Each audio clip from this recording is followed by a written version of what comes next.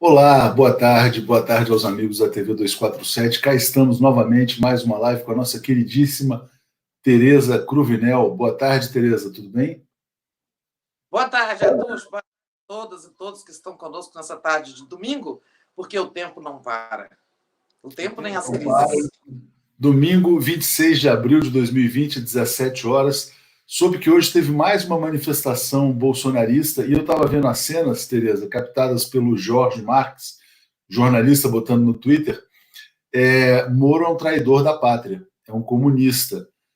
Enfim, o gabinete do ódio já começou a se movimentar, o Moro é o novo alvo, e o tema dessa nova live é o plano de sobrevivência do Jair Bolsonaro. Né? Se ele vai sobreviver ou não, não sabemos. Mas parece que ele já mobiliza suas forças ali, está pensando em botar um amigo dos filhos no Ministério da Justiça, já botou um na Polícia Federal. Vamos passar por esses temas e falar também sobre a estratégia da esquerda, do campo progressista, enfim. Como é que você está vendo o Moro agora tendo que enfrentar o gabinete do ódio, Tereza? Pois é, o Moro falando e reclamando de fake news contra ele, campanha difamatória, impressionante que ele sabia muito bem que a eleição do presidente que o convidou para ministro foi à custa de fake news, né? Ele viu a campanha e nunca estranhou, nunca se manifestou, nunca pediu à Polícia Federal para entrar naquele assunto, embora houvesse processo aberto no TSE, né? E ao longo desse tempo que ele ficou no governo, o gabinete do ódio funcionou, só que não era contra ele, né? Então, cínico o Moro, né? Esses aí que ficam achando, tendo compaixão dele, tá? Não podemos esquecer o que o Moro fez nesses verões todos, né? Desde a Lava Jato, né? Aliás, eles estão esquecendo que o Moro ele agiu como delator, né, Atush? Ao entregar o Bolsonaro no discurso de despedida, ele agiu como delator, aquilo que ele gosta. E a outra coisa que ele sabe fazer bem é grampo, né? Coletar informações, essas coisas todas que ele vai usar contra Bolsonaro, né? É verdade, Tereza. Ele agiu como delator, mas só fazendo um comentário. Ele não tinha um acordo de delação premiada. Por isso que vários juristas, eu entrevistei vários ontem, dizendo que ele vacilou, porque ele delatou e se autoincriminou ao mesmo tempo. Quando alguém faz uma delação, a pessoa delata, confessa seus crimes e é perdoado. No caso dele, amanhã, aliás, nesse fim de semana, o Rui Falcão já ingressou com uma ação junto à PGR para que sejam investigados os crimes dele. Então, eu queria que você também fizesse essa nuance. É uma delação sem acordo. É, uma delação sem acordo. Aí foi dedurismo mesmo. Ele não tem proteção, né? O Sérgio Moro agora não tem foro especial, não tem poder, e, independentemente desse pedido aí que você falou do Rui Falcão, o próprio pedido de inquérito do Procurador-Geral já sugere também a investigação do próprio Moro, inclusive por denunciação caluniosa, caso eventualmente ele não prove o que falou. Mas ele vai provar, né? Ele estocou provas contra o Bolsonaro como bom lavajatista. Então, amanhã, a novidade sobre esse assunto de sobrevivência do governo é amanhã, né? Quando o ministro Celso de Mello vai acolher o pedido do Procurador-Geral e vai abrir um inquérito, né? Inquérito que investigará as denúncias do Moro e também os crimes do Moro. Por exemplo, ou o Celso de Mello e os investigadores, os agentes desse inquérito, não vão perguntar a ele por que calou-se o tempo todo, se, como você disse, não tendo feito um acordo de delação, confessou crimes. Pois ele disse que foram pelo menos 4 ocasiões no passado em que o Bolsonaro insistiu, né, com tentativas de interferência na Polícia Federal. Então, são coisas do passado em que ele sentou em cima, ele não denunciou o presidente, é o que ele devia ter feito, apresentado uma notícia crime à Procuradoria-Geral da República e pedido demissão. Não tendo feito, crime de prevaricação, né? O Moro prevaricou mais de uma vez, porque as tentativas de interferir em investigações. Também o Bolsonaro confessou certa vez que o Moro forneceu para ele o relatório das investigações sobre o ministro do Turismo no caso Laranjal. Ele disse em entrevista: não, o Moro me repassou relatório da investigação, que ele usou isso para defender aquele ministro do Turismo laranjeiro que ele tem, que continua lá. Então, assim, agora o Moro é a volta do cipó de aroeira, né? Na planície, ele vai provar, né? Tereza, olha só, tem muita gente dizendo, a primeira análise, principalmente na imprensa corporativa golpista, foi a de que o Moro saiu por cima da carne seca, mas eu começo a perceber que talvez ele esteja perdendo a blindagem. Ele perde nas instituições, ele vai ser investigado e começa a perder na imprensa também. Hoje, ele falou com a Bela Megali, que é uma colunista do jornal Globo. Eu vou te mostrar aqui a notícia que está publicada no 247, não é a notícia original dela, mas ela falou: Moro, vem cá, você deu várias entrevistas dizendo que o Bolsonaro não interferia na PF. Então, quando você deu aquelas entrevistas, você mentiu? Aí ele falou: não, naquele momento era verdade, mas agora não é mais verdade. É um conceito estranho de verdade dele, assim, como se, por exemplo, quando ele fala, ele não mente, mas agora que ele reviu a posição dele, aquela verdade passa a ser uma inverdade, mas que não o transforma em mentiroso, porque naquele momento não era. Então ele tem um conceito muito flexível em relação a si próprio, né?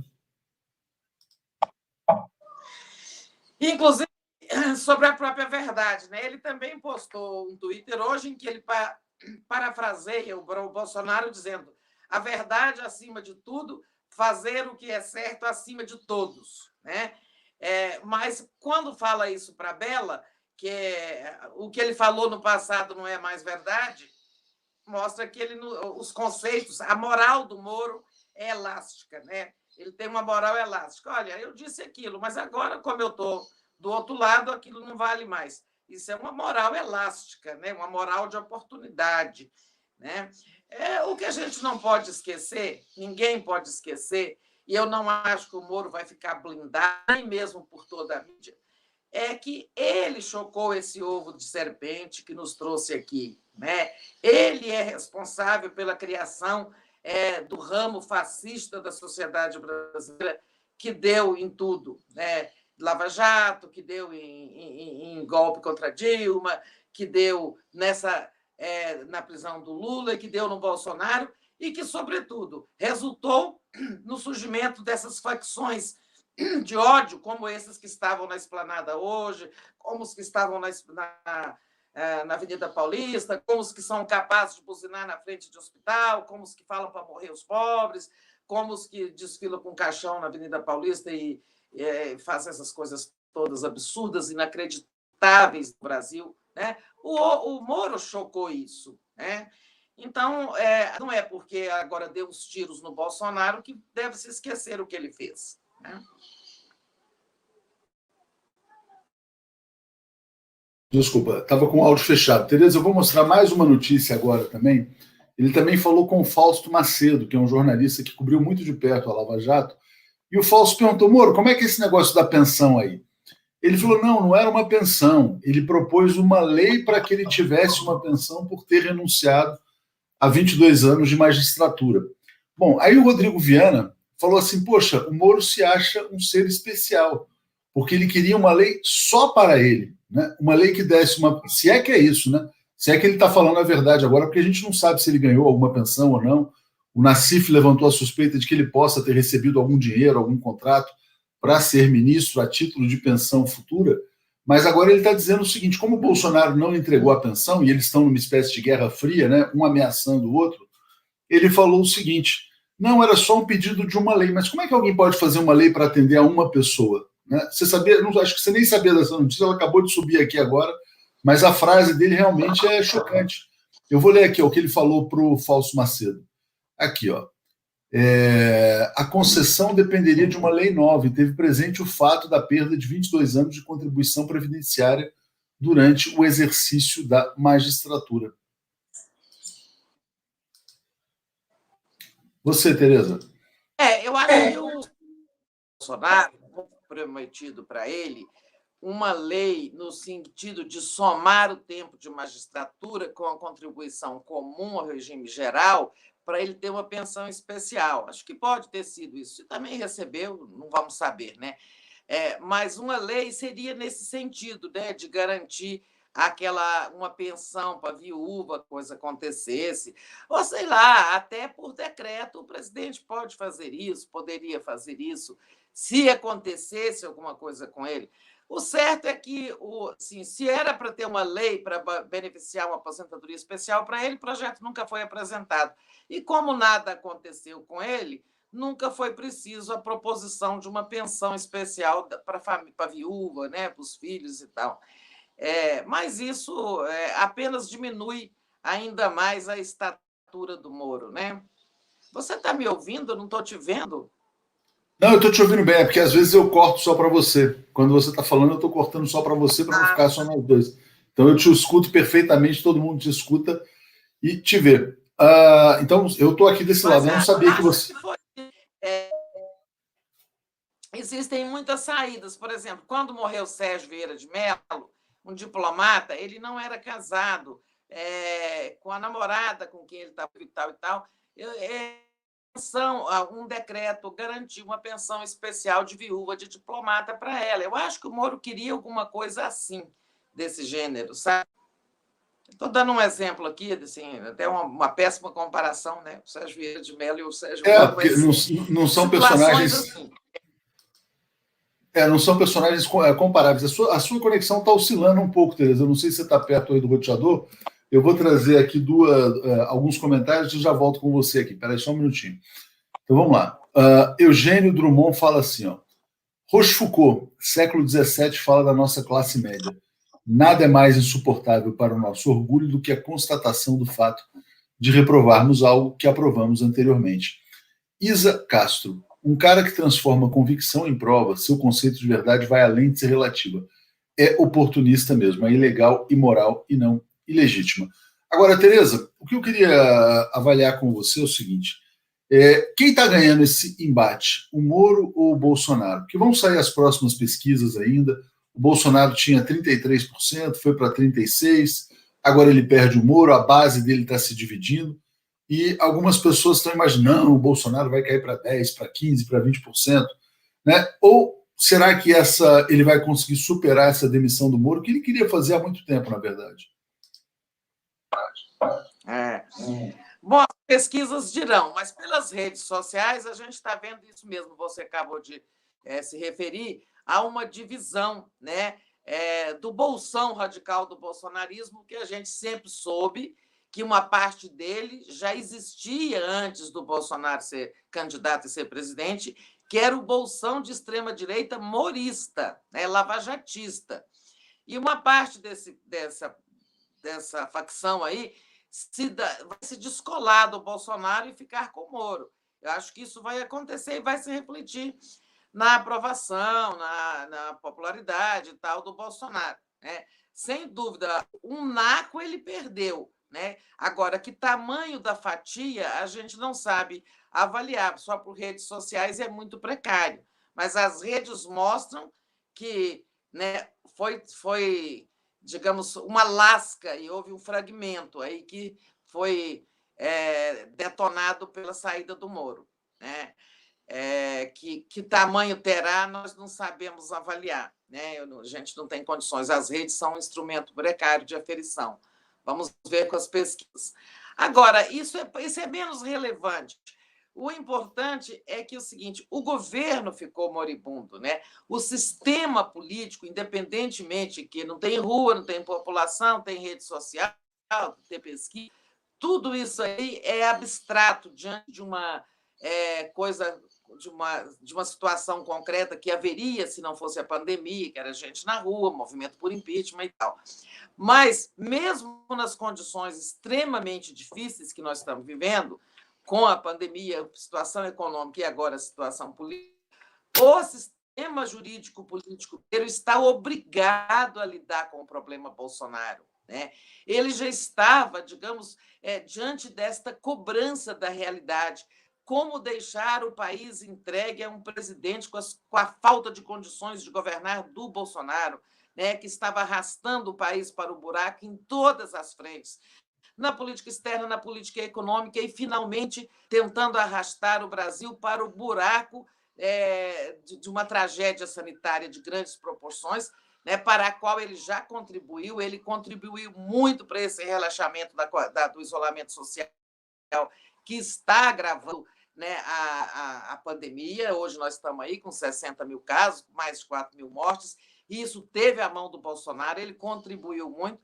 Então, o sistema jurídico-político já estava sendo obrigado a lidar com essa situação, sabe? Como livrar o país, né, de um presidente tão nefasto. Agora, diante dessas revelações, o sistema vai ter que lidar. Se o Congresso lavar as mãos e não quiser enfrentar impeachment, né, o Supremo também tem os seus meios. Aí é aquela coisa que eu venho dizendo. Talvez agora, muito provavelmente, a meu ver, não será o Congresso que vai resolver o problema do Bolsonaro, né? Muito provavelmente será o Supremo. Porque crimes ele cometeu das duas naturezas, tanto de responsabilidade como comum, né? Como todo mundo sabe, o nosso ordenamento jurídico fala: crime de responsabilidade, Congresso e impeachment. Crime comum é o Supremo que julga mediante um pedido de licença da Câmara, né? E, nesse caso, quando é crime comum, concedida a licença, o presidente é afastado imediatamente, né? Por ser, até que seja. O presidente não ressuscita depois de afastado, né? Isso é igual à morte. Então, eu tenho uma convicção, assim, uma intuição, convicção, mais uma intuição, de que a saída dessa vez pode vir pelo Supremo e não pelo Congresso. Por que não pelo Congresso? Olha só, Arthur, já até agora o Alcolumbre e o Maia estão calados, né? Nada dizem. O Bolsonaro está lá comprando a lista da podre, né? E esse pessoal aliciado da banda podre, os fisiológicos, aqueles que ele prometeu banir da política brasileira ao instituir a nova política do Bolsonaro, onde não tem fisiologismo, não tem distribuição de cargo, não tem nada, né? Esse pessoal já está fazendo a defesa do Bolsonaro e atacando o Moro. Esses negócios já foram feitos, né? Isso não impedirá que, na hora do estouro da boiada, essa gente que também fez o mesmo com a Dilma, na hora eles votem por um impeachment. Mas eu não vejo vontade do Congresso de enfrentar o impeachment. Não, né, ninguém vê vontade do Rodrigo Maia, nem do Alcolumbre, né? Então, é mais provável isso. Aí nós temos... Por que é mais provável? Porque nós vamos ter amanhã, o Celso de Mello vai acolher e vai instaurar o inquérito sobre o Disse. O Celso de Mello já tem um mandato de segurança onde vários crimes de responsabilidade são apontados, crimes do Bolsonaro, claro, são apontados, e se pede que ele dê prazo ao Rodrigo Maia para abrir o processo de impeachment, né? Mas o que ele vai encontrar no inquérito, com certeza, são crimes comuns, né? Então, podem acontecer duas situações. O Celso de Mello determina ao Rodrigo Maia a abertura do processo de impeachment e o Congresso pode ou não tocar isso, mas o Supremo vai tocando o processo de crime comum. Podemos ter dois processos correndo paralelamente, um de crime comum no Supremo, um de crime de responsabilidade no Congresso. Mas pode ser que o Congresso lave as mãos numa inversão daquilo que houve lá quando eles fizeram, né, no golpe da Dilma, né? Pode ser que o Congresso agora que faça como fez o Supremo, que lavou as mãos, deu uma de Pilatos. O Congresso lave as mãos e o Supremo vai adiante. O Celso de Mello é um ministro, né, que está encerrando a carreira, tem uma trajetória brilhante pelo Supremo, é um ministro garantista, mas um ministro também muito cioso da observância do culto à Constituição, ao Estado Democrático de Direito e tal, né? Não acho que ele vai ser, sabe, bonzinho, que ele vai aliviar nada, nem para o Bolsonaro, nem para o Moro. Nunca foi lavajatista, nunca foi assim, sabe, tipo, como que chama aquele We Trust? Em Moro, em Fux We Trust. Em Fux We Trust. Como dizia o né? Ele nunca foi um Fux, né? Cultor da Lava Jato e dos seus exageros, dos crimes da Lava Jato, dos atropelos do processo legal. E vai sair, e pode coroar a sua carreira, né, com uma ação dessa natureza, sabe? Coroar a sua carreira dirigindo um processo salvador do país. Eu acho que o Celso de Mello não vai aliviar nada, nem para o Moro, nem para o Bolsonaro, na condução desse inquérito, que vai revelar, sabe, tanto as prevaricações do Moro e outros delitos, como os do Bolsonaro. Tereza, mas explica para a gente como é que é esse processo de afastamento pelo Supremo, que a gente não conhece. Não é uma coisa tão simples. Todo mundo conhece o processo de impeachment, a Câmara abre, monta-se lá uma comissão, aí tem a votação na Câmara, vai para o Senado. Quando abre no Senado, o presidente é afastado, porque a gente tem a memória recente do golpe contra a Dilma. Mas como funcionaria, então, esse processo de afastamento pelo Supremo, tecnicamente? Então, eu venho falando, escrevendo em 247 sobre isso há muito tempo. E fiquei feliz depois de ver aí, no nossa entrevista, do 247 também, o ex-ministro José Eduardo Cardoso dizer a mesma coisa. O processo mais curto é pelo Supremo. Então, como é isso? É aquilo que houve com Temer. Há uma denúncia por crime comum.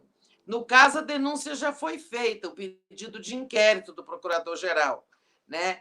Se o inquérito conclui que teve um crime comum, né, a Câmara pede, o Supremo pede licença à Câmara para processar o presidente da República, né? Isso foi feito 2 vezes com o Temer, né, por crimes comuns, por corrupção passiva e aquelas coisas lá de JBS, aquela gravação do homem da JBS e tal, a mala de dinheiro, todo mundo se lembra. Então, em 2 ocasiões, o Supremo pediu licença à Câmara para processar o Temer por crime comum. Só que o Temer, nas 2 ocasiões, comprou votos, montou uma base e barrou o pedido de licença, né? Então, o Supremo não pôde prosseguir com o processo.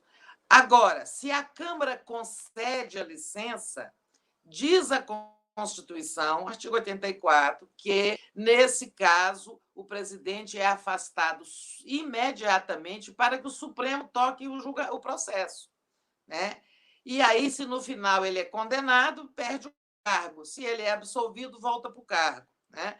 Mas a gente sabe que é muito difícil um presidente ressuscitar depois de afastado do cargo.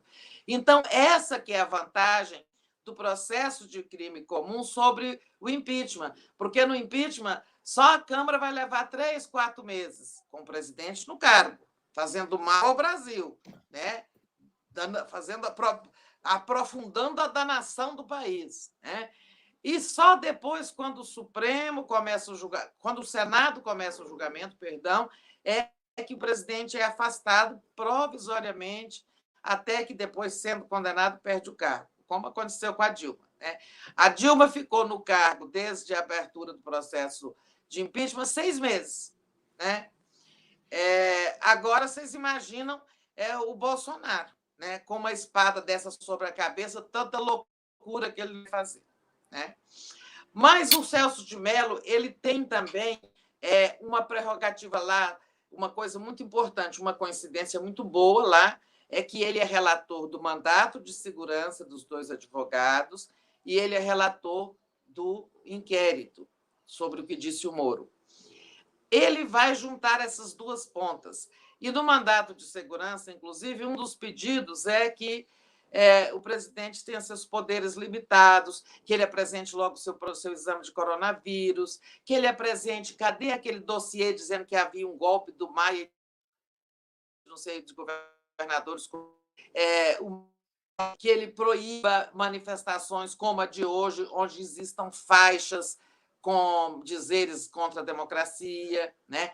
Esse mandato de segurança tem umas liminares, pedidos de liminares e de cautelares que o Celso de Mello poderá ler para, impor uma situação ao país, né, no julgamento desses crimes. Tipo assim, por exemplo, que se limite o poder do presidente para decretar estado de sítio e comandar as Forças Armadas. Isso significa o quê? O presidente ficar impedido de dar golpe, né? Já Então, que ele ameaça, né? Celso Já ele que ele ameaça ameaça. tão frequentemente. Deixa eu trazer comentários, a gente já retoma aqui, Tereza. Olha aqui, o Cláudio Garcia fala: a Globo trata o print de celular do Moro como fato grave para pedir impeachment, mas todo o dossiê da Vaza Jato com dezenas de gravações e prints não valem para a Globo contra o Moro. A Globo está se desmoralizando, né? A Globo hoje realmente tinha até coluna no UOL do Maurício Sticer mostrando como ela censura não apenas o PT, mas a oposição como um todo. É uma concessão pública que, né, bloqueia o acesso à informação. Cláudio Coutinho fala: cadeia para o Moro e para a família do genocida. Isaura: quem presta menos, Globo, Moro ou Bolsonaro? Aí eu trago a frase do Lula dizendo: Bolsonaro é cria do Moro e os dois são cria da Globo e todos são bandidos. Conceição Carneiro fala: cadeia para os dois. E aí, Tereza, eu te pergunto o seguinte, aproveitando esses comentários, você acha que se esse processo avançar pelo Celso de Mello, então, ele não seria um impeachment, e também não seria, então, um impeachment que transformasse o Sérgio Moro em super-herói? Você acha que o Celso de Mello também vai votar, vai colocar em pauta, não ele, a turma lá do Supremo vai colocar em pauta a suspeição do Moro, enfim, como é que você vê essa questão? Para o Moro também não sair como cara tal, né? A primeira pessoa a ser chamada para ouvir nesse inquérito vai ser o Moro. E a primeira coisa que lhe será exigida será a apresentação de provas, né? Ele terá, a gente sabe, já está fornecendo para o Jornal Nacional, essas coisas aí, mensagens, provas de que ele foi pressionado pelo Bolsonaro. Ele deve ter, né? Com certeza ele está armado. Ele se livra do processo de denunciação caluniosa, ele apresentando provas concretas, consistentes, né? E tal. Mas existe o negócio da prevaricação, né? O procurador-geral não falou em prevaricação, falou só em denunciação caluniosa. Mas isso independe, né? Dependerá do condutor quando isso gerar um processo, no final do inquérito, né? Haverá a denúncia, né? Então, o Moro pode ser, sim, denunciado por prevaricação, né? E aí seria o próprio Celso de Mello que faria a denúncia com base nas conclusões do inquérito. Agora, esse inquérito tem que ser rápido. Ele não pode ficar se arrastando no tempo aí. Aí entra a questão, né? O Bolsonaro hoje querendo nomear lá, justificando a nomeação do Ramagem, diretor federal, da né? PF. É amigo do seu filho, e daí? Ou seja, o Bolsonaro continua não entendendo nada de liturgia, republicanismo, né? Continua querendo fazer da Polícia Federal um aparelho para os seus interesses. E, convenhamos, quando ele falava, eu quero relatório de inteligências, né? Ele queria usar a Polícia Federal como aparelho de suas guerras particulares, né? Encomenda aí um dossiê contra o Rodrigo Maia, olha, um contra o Leonardo da Cunha e tal. Ele ia fazer isso, o SNI de antigamente, da ditadura. Você não acha que ele queria fazer pior do que o SNI, que ele queria fazer uma Gestapo nazista mesmo? Quer dizer, quando, por exemplo, a Carla Zambelli fala: não, eu estava pedindo para o Moro, sim, investigar o Rodrigo Maia, enfim. E depois que você falar sobre Gestapo, eu queria pegar o seu feeling sobre se a Carla Zambelli será caçada ou não. Uma deputada que fala: não, eu estava pedindo sim para a polícia ferrar o presidente da Câmara. Uma deputada. Mas fala, Tereza. Não, você fez a comparação melhor. Eu comparei com o SNI da ditadura, mas você fez a comparação melhor com a Gestapo nazista. Era isso que ele queria com o Moro, né? Ter um instrumento contra todo mundo que, de alguma forma, contrariou, pisou no calo e tal, etc. E quando ele diz e daí, ele continua querendo abafar essas investigações. Nós já sabemos que o Carlos vai ser indiciado como chefe do gabinete do ódio, que o Flávio fazia imóveis com dinheiro das rachadinhas, segundo informou o Intercept ontem, né? Com acesso das rachadinhas lá no Rio. que o Eduardo Bolsonaro também participava do gabinete das fake news, inclusive através de um assessor. Ele quer salvar os filhos lá a qualquer custo. Então, por isso, diz e daí. E aí, se o Ramagem assume, né, é preciso ter uma vigilância muito grande sobre a Polícia Federal. Qual é o delegado que vai assumir o inquérito que vai ser aberto pelo Celso de Mello amanhã? Né? Esse delegado tem que estar acima de qualquer suspeita, né? Para ele não empurrar com a barriga, não, sumir empurrando. Porque esse processo não precisa de muita investigação. Esse do que o Moro disse sobre as tentativas do Bolsonaro de interferir na Polícia Federal por conta de inquérito, se o Moro for apresentar provas, não haverá muito o que investigar. O que investigar, isso tem que ser muito rápido. Muito rápido para que gere uma denúncia, a denúncia leve a pedido de licença na Câmara. Tereza, fala um pouquinho. Mas eu não entendi. Não, eu queria que você falasse sobre a Zambelli, porque é o seguinte, a Zambelli, né, o Moro apresenta os áudios dela, inclusive é padrinho de casamento, e aí vazou a coisa da Zambelli. Aí ela tenta convencê-lo a aceitar o tal do Ramagem e fala assim, olha, e aí eu defendo você como ministro do Supremo. Até aí tudo bem, eu acho que ela estava fazendo política, ela sugere um nome para a PF e diz que vai apoiá-lo caso ele seja e vá para o Supremo. Mas o mais grave é quando tem um texto dela pedindo uma investigação para o Moro contra o Rodrigo Maia. Né? Certamente ela será levada ao Conselho de Ética, porque ela não é uma pessoa apreciada na Câmara. Ela é muito vinculada ao gabinete do ódio, ela posta muita fake news, enfim. Ela é totalmente vinculada ao esquema de mentiras aí do Carlos Bolsonaro, do Steve Bannon, essas coisas todas. Então tem muita gente que odeia a Carla Zambelli no Congresso. E tem esse agravante, né, político, não digo nem jurídico. Ela pede para o Moro entregar a cabeça do Rodrigo Maia. Você acha que ela vai terminar caçada, essa deputada? Eu acho que nas próximas horas alguém vai pedir, alguém vai apresentar uma denúncia contra ela no Conselho de Ética, né? Sem dúvida ali alguém vai fazer isso no campo da oposição. As circunstâncias lá nesse momento, o Conselho não funciona, tudo virtual por causa de pandemia, pode não avançar agora, mas ela vai responder isso. E mesmo a oferta eu convenço o JB a indicar o senhor para o Supremo, né? Aquilo também não é ético, né? Embora seja da política e tal, ela está fazendo tráfico de influência ali, sei lá qual é a tipificação correta, mas aquilo ali não é uma atitude, né, parlamentar, uma atitude correta de uma parlamentar, né? Até porque ela não tem poderes no executivo para indicar, fazer influência junto ao ao Jair Bolsonaro para indicar para o Supremo. Em suma, eu acho que ela vai sim enfrentar um Conselho de Ética. Se vão caçá-la, eu não sei, mas vai sim. Agora tudo depois, né? Porque agora não há condições do Conselho funcionar virtualmente, não sei se vai funcionar. E são tantas as frentes, né? Como é que um Congresso que está lá sob cobrança para instalar um processo de impeachment ainda vai gastar energia com a deputada? Ela é tão simples, né? Ela vai para o Twitter e fala, vamos embora, robozada, vamos subir a hashtag. Ela assume, né, lá na rede social que eles trabalham com robôs, né? Ela é muito desqualificada, mas enfim, deixa eu trazer aqui... O padrinho de casamento tá renegando o padrinho de casamento, se sentindo decepcionada. Parece que minha mãe chegou para mim e disse que Papai Noel não existe, né? Olha que cínica. Mas o que o Moro fez com ela também não foi bonito, não. Pegando aqui os novos membros que chegaram, a Coletiva Opinião Bancária, João Carlos Amaral, Marta Peixoto, João do Espírito Santo, João Leonel dos Anjos. Quem quiser se tornar membro, do lado do botão inscreva-se, a gente agradece muito. Bom, Conceição falou cadeia para os dois. Regina Mas dizendo, a Globo é a grande responsável pelo que ocorre na nossa política. Moro é orientado pelo andar de cima, o norte do hemisfério, ou seja, Estados Unidos.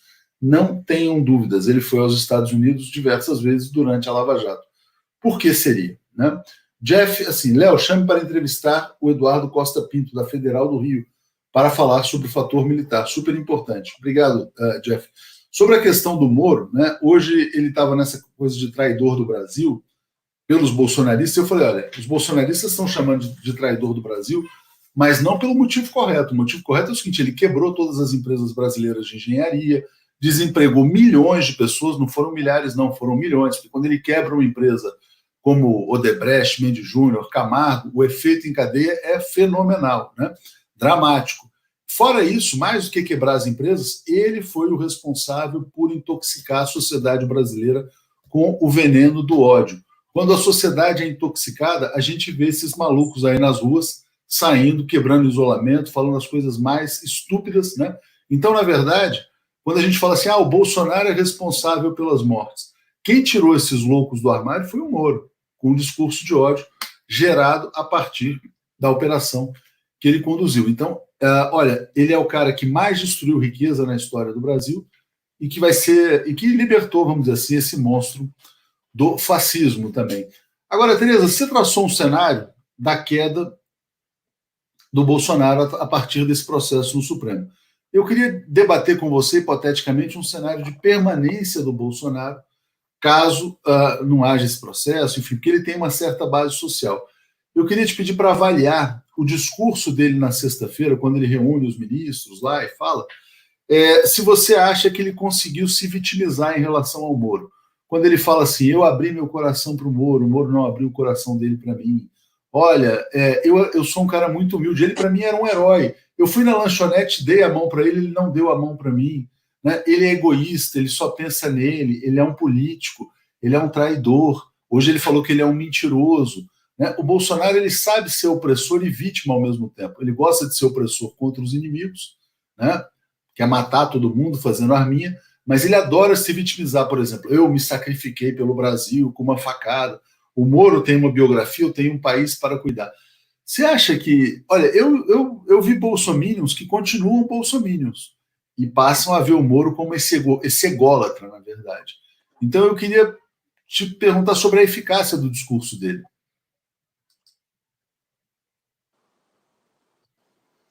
Aquela fala lá... Você está me ouvindo? Ou caiu? Não, estou te ouvindo bem, está tudo bem, estou te ouvindo. Mas quando eu não te vejo, eu fico nervosa. Aquela fala lá, você até apontou coisas aí interessantes, muito interessantes, de vitimização, né, a ingratidão do Moro, que enfiou uma cunha entre eu e o povo brasileiro, tentou enfiar, né, essas coisas todas, me esnobou. Isso que você contou aí, eu acho que funciona sim, mas eu acho que funciona dentro da bolha bolsonarista, né? Aqui, para as pessoas que têm um mínimo de, né, percepção crítica, o que se viu ali foi o Bolsonaro dando voltas, falando dos assuntos mais estapafúrdios, né? Até teve aí um PowerPoint aí, imitando aquele da Lava Jato contra o Lula, né? Ele é tão preocupado com o Brasil, né, Tereza, que ele desligou o aquecedor da piscina, tem tudo isso. Enfim. Aí aquela bobajada, namoro de filho, eu chamei uma mulher de gorda quando eu tinha 5 anos e tal. As pessoas, assim, com um mínimo de juízo crítico, viram foi uma pessoa dando voltas porque não tinha o que dizer e reiterando que queria mesmo uma Polícia Federal para chamar de sua, né? Para telefonar, pedir relatório de inteligência, encomendar certamente ações contra os adversários, etc. Eu não acho que falou para a bolha, sabe? Ali, essa eficácia aí, acho que foi só para dentro da bolha do bolsonarismo, para, digamos, conter um pouco da debandada, né, daqueles que são moristas e tal. Eu acho que não tem uma eficácia assim, para o conjunto da sociedade, não. Agora, falou para dentro da bolha bolsonarista e talvez segurando um pouco aqueles que tenderiam a ficar com o Moro, né? Coitado do presidente, realmente o Moro foi sacana com ele, né? Acho isso. Pode ter Vera Alves dizendo. Só dentro do Bolsonaro. Legal. Acho que é Vera Alves aqui dizendo, falta de decoro da deputada, mas o Coiso tantas vezes faltou com decoro, não deu em nada. O Centrão está aí, de prontidão para fazer a contemporização. A Valéria Salgueiro dizendo que Moro foi aos Estados Unidos quando teve vazamentos do Intercept. De fato, foi naquele momento. E aí volta com a história dos hackers, aquela coisa toda misteriosa. Então, você acha que o Bolsonaro não ganhou pontos ali com aquele discurso, né? Eu tinha um pouco essa percepção. Eu, inclusive, tenho a percepção de que o Bolsonaro pode crescer um pouquinho se ele demitir o Paulo Guedes. Acho que o Paulo Guedes é um cara que trava a aprovação a ele. Por mais que ele perca ali os chamados Faria Limers, né? Se ele muda essa política econômica e faz uma política econômica mais voltada para a emergência, para o povão, acho que tem uma chance. Mas, enfim, aí é uma outra questão. Queria que você falasse sobre a questão do campo progressista, da esquerda. O pessoal ainda está um pouco cauteloso com o impeachment, principalmente porque não quer embarcar num impeachment que faça do Sérgio Moro um super-herói. E eu percebo, inclusive, no Lula uma certa cautela também, embora o fora Bolsonaro tenha avançado, mas ainda não virou uma tomada de posição em favor do impeachment. Por quê, Tereza? Por aquilo que eu te falei lá atrás, o impeachment é a coisa menos viável agora, né? Por um conjunto de ações. No caso da esquerda, porque ela sozinha não fará impeachment. E lá dentro você tem primeiras condições adversas de funcionamento do Congresso. Uma parcela que teme muito a reação se abre um processo de impeachment, o que podem fazer os fanáticos translocados, né? O Bolsonaro continua tendo base social. E não há como nós demonstrarmos que existe uma outra fração da sociedade querendo esse impeachment, chamado fator legitimador. Você pode ter o fator jurídico, mas não tem o fator legitimador. Por isso que eles providenciaram aquelas manifestações contra Dilma, com Rede Globo, todo mundo ajudando, Fiesp financiando, que era o fator legitimador. Não, na pandemia não é possível ter. Ademais, desculpe, o Bolsonaro está comprando votos. Então, assim, impeachment, sabe? Eu não botaria uma ficha no impeachment como saída, né? E sim no Supremo, porque ele não depende desses fatores. O Supremo pode continuar funcionando. O Supremo não precisa de fator legitimador de rua, né? É um processo jurídico, né? Já o processo do Congresso é político.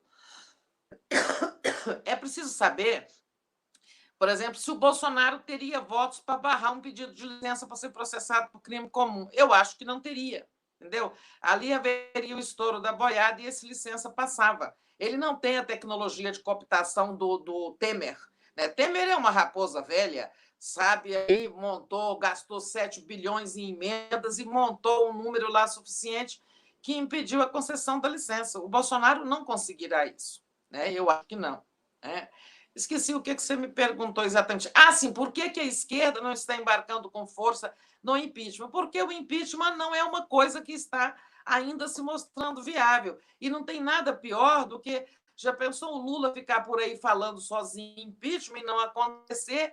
Ele expõe-se, né? se fragiliza. Impeachment é coisa que se fala quando é aquela coisa. Impeachment é um gatilho que se arma quando tem bala na agulha. Se não tiver, não adianta, né? E ainda não há. Nessa outra coisa é que a esquerda sozinha não fará este verão, né? O impeachment só sai com uma frente mais ampla. Aí sim, as coisas estão se movendo, né? A gente pode ter um ato virtual no 1º de maio, que na prática significará uma frente ampla contra o Bolsonaro, mas não é ainda pró-impeachment, né?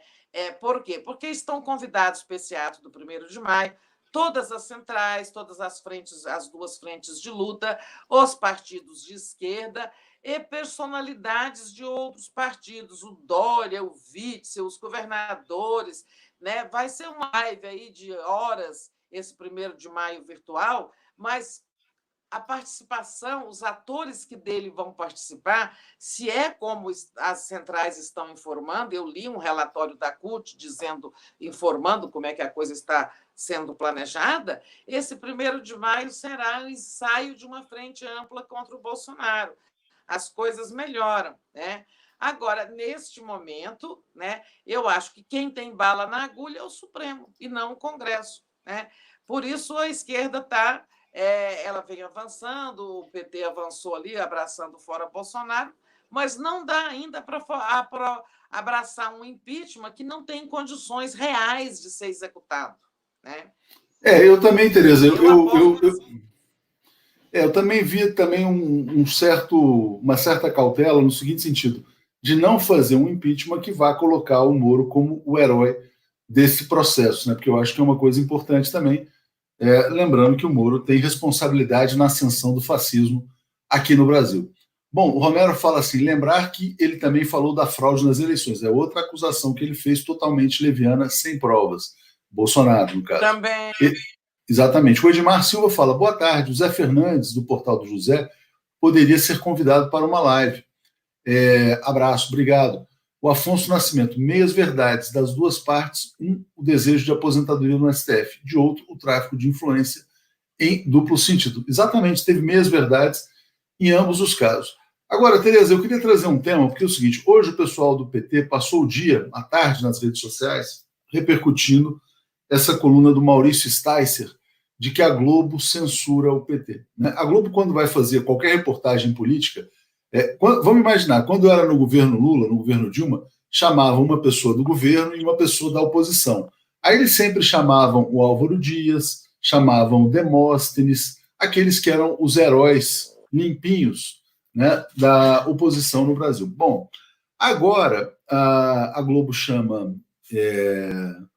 o governo, e quando chama a oposição, sempre chama ali o Randolph, o Contarato, pessoas que estão tendo visibilidade midiática e são apresentados como oposição, embora sejam uma oposição minoritária.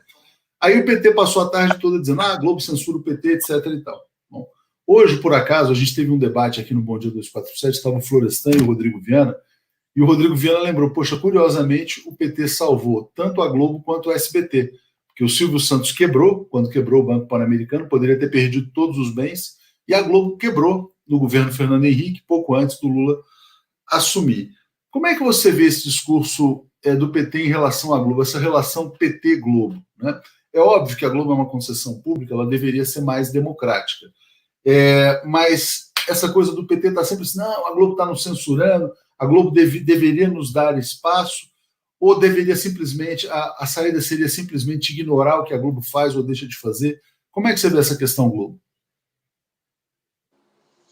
Eu também tinha notado isso que o Sticer apontou, né? Quando eles colocam um presidente da República, um ex-presidente falando, como foi o Fernando Henrique, né? Da prática jornalística, da boa prática jornalística, se vai ouvir ex-presidentes, ouça todos, né? E às vezes, assim, não é porque sofreu impeachment que o Collor também não pode falar. Né? Eu acho que os ex-presidentes deviam falar, o Sarney, não procuraram ouvir ninguém. É verdade que o Fernando Henrique ficou mais fácil porque ele tinha feito um Twitter lá. Mas o certo é que a Globo ela fez uma inflexão para falar do PT. Esses dias eu notava o Bonner se referindo a uma nota do PT, já como uma coisa normal, tratando assim como um partido da oposição, e não com aquelas ironias, aqueles escares de boca e tal e tal.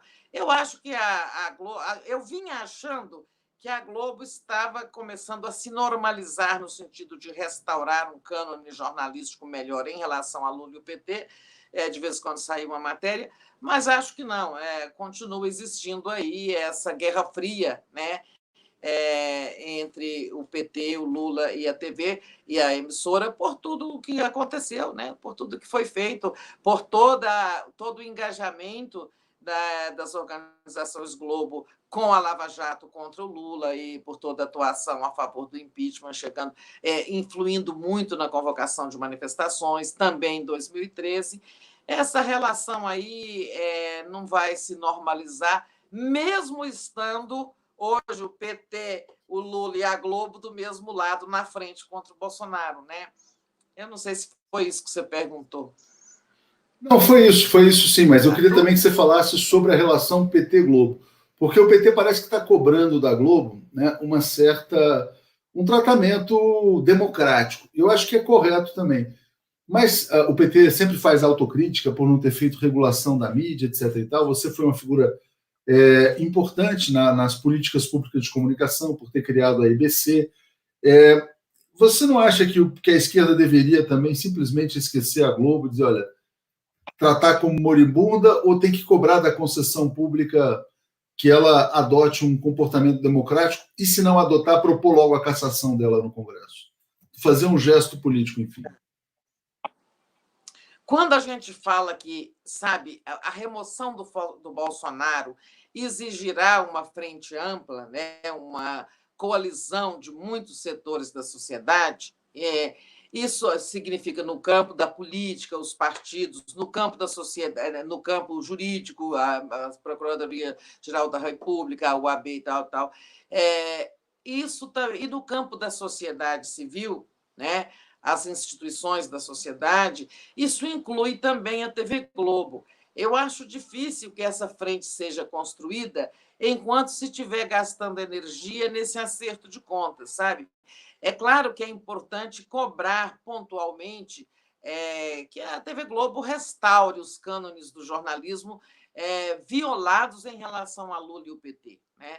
Isso é importante, mas não pode ser assim, as energias contra o monstro maior, que é o Bolsonaro, o seu governo, tudo que ele representa, essas energias não podem ser perdidas assim na guerra particular entre o PT e a Globo. Eu acho sim que isso devia ficar em segundo plano neste momento, né? Agora, pontualmente, deixou de ouvir os ex-presidentes só porque eles são petistas, eu acho que vale cobrar, sim, vale registrar, mas não continuar com uma guerra particular assim, drenando energias, né? Ou seja, olhar para frente. Isso vai ter. Olhar para frente, não para o passado. Deixa eu trazer comentários aqui, Tereza. Olha aqui, vamos lá. Sueli Bechara dizendo: cadê? Quando faltam argumentos políticos, apelas para o sentimentalismo. Só cai nessa quem não tem percepção crítica, ou seja, os bolsonaristas. Aí falando do discurso bolsonarista, que eu acho que ele tem alguma eficácia, sim, das pessoas que olham para a política como se fosse uma novela, né? O Moro foi malvado, deu uma facada no Bolsonaro. O Alexandre Garcia, inclusive, disse o seguinte: melhor foi o Adélio que deu uma facada na frente. O Bolsonaro deu uma facada nas costas. Aliás, o Moro deu uma facada nas costas do Bolsonaro. Né? Se é que houve facada também, é importante sempre fazer essa ressalva. Elimar Soares fala: Bebiano disse: Carluxo nunca viajava, foi a Juiz de Fora, mudou o esquema de segurança, disse para o pai não usar colete. Ramagem era o segurança do bolso Hitler. Pois é, aí já complementa essa questão da suposta facada também lá de Juiz de Fora, que explica muita coisa, né? Lá de Juiz de Fora vinha o poder do Bebiano. Vamos saber mais sobre essa. No futuro, nós ainda vamos saber também sobre a facada, né? Eu acho que a facada tem explicação. Não sei, Tereza, até hoje. Até hoje o assassinato do Kennedy não está esclarecido, então tem mistérios que duram para sempre, né? Também tem isso. Também tem isso. Nessa coisa da política. Vamos entrar numa semana. Vamos entrar numa segunda semana também trepidante. Eu acho que a semana vai ser de movimento mais do lado do Supremo. Vamos fechar então com isso. A gente está aqui com mais de 7 mil pessoas aqui nos assistindo. Eu agradeço a todo mundo. Sempre peço para o pessoal do Face pular para o YouTube e fazer as inscrições no canal. Para quem está no YouTube e não é inscrito ainda, para se inscrever, ativar as notificações. E para quem já é inscrito há mais tempo e ainda não é membro, para se tornar membro do lado do botão inscreva-se. Tereza, como é que vai ser essa semana que começa amanhã? Desculpa, repete, por favor.